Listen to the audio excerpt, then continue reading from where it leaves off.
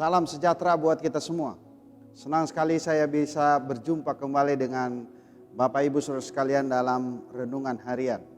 Sebelum kita membaca Alkitab dan merenungkannya, mari kita berdoa. Allah Bapa di sorga, kami mengucap syukur kepadamu. Tuhan menyelamatkan kami dan hari ini Tuhan mengaruniakan hari yang baru. Kami hendak memulainya dengan merenungkan firman-Mu. Kuasai kami dengan kuasa Roh-Mu yang kudus, tubuh, jiwa, dan roh kami. Dalam nama Yesus kami berdoa. Amin.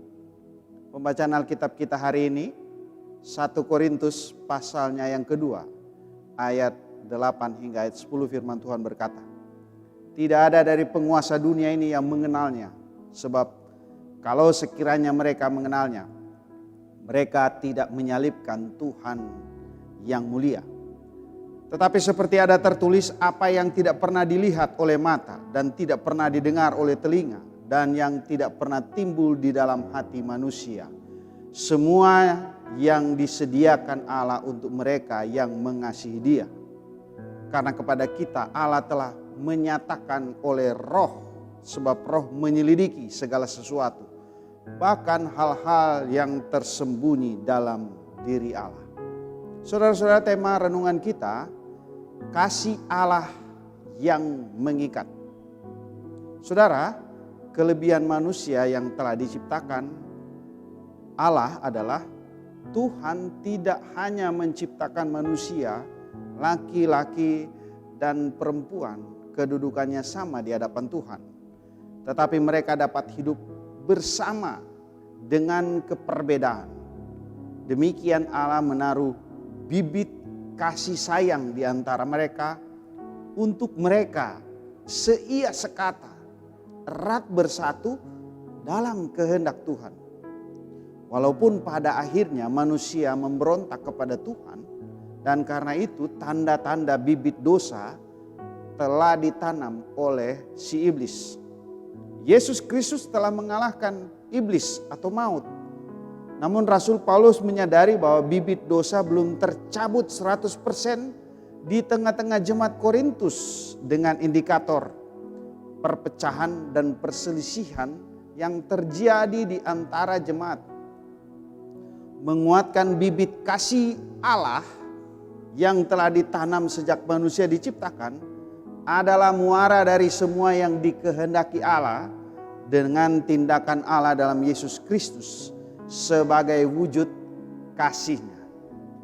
Merelakan anaknya untuk mati di atas kayu salib adalah bukti kasih Allah kepada dunia ini. Bentuk kemampuan manusia memahami kasih Allah itu sendiri adalah kasih manusia kepada Allah dan sesama.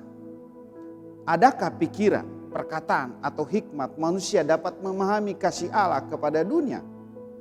Jawaban dari pertanyaan tersebut jelas sekali dari apa yang disampaikan Rasul Paulus kepada jemaat di Korintus.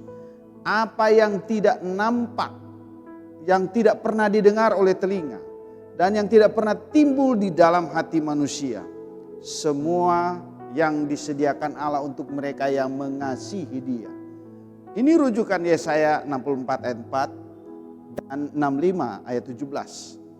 Hal ini hendak memberi pemahaman baru bagi jemaat yang mengandalkan kekuatan, pikiran, dan tindakan manusia dengan menolak hikmat yang berasal dari Allah. Saudara, dunia sekarang dengan berbagai hikmat manusia berupaya menggoda orang percaya yang telah menerima hikmat surgawi dalam Yesus Kristus. Sebagaimana kasih Allah yang diberikan anaknya yang tunggal untuk menanggung dosa-dosa manusia. Demikianlah hendaknya manusia memahami kasih Allah dalam segala aspek kehidupan untuk memelihara hubungan yang spesifik dengan Allah dalam doa dan mengikuti kehendak-Nya. Demikian juga mengasihi sesama untuk membangun kesehatian, persatuan, dan kesatuan umat yang percaya kepada Yesus Kristus. PKJ 221 bait 1 dan 2. Kasih Allah pengikatnya.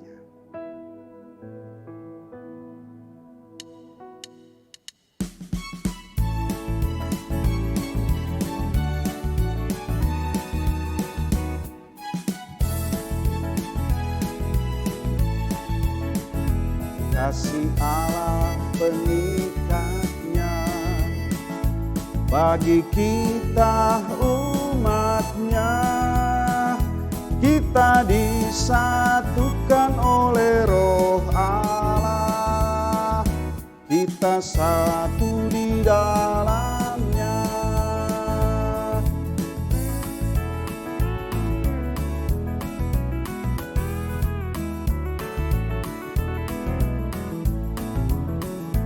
Mari kita bernyanyilah,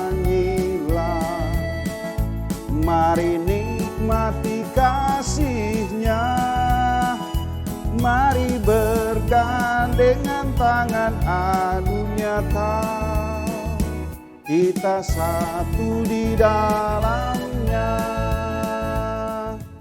Mari kita berdoa. Syukur, pujian, hormat hanya bagi-Mu Tuhan, karena kasih-Mu yang mengikat, sehingga persekutuan hidup sesama manusia dan persekutuan hidup dengan Tuhan menghantar kami untuk terus berupaya mengikuti kehendak-Mu melalui kuasa Roh Kudus, untuk kami seia sekata, seperasaan, bersatu erat untuk membangun kehidupan lebih baik. Di dalam nama Yesus Kristus yang penuh dengan kasih kami berdoa. Amin.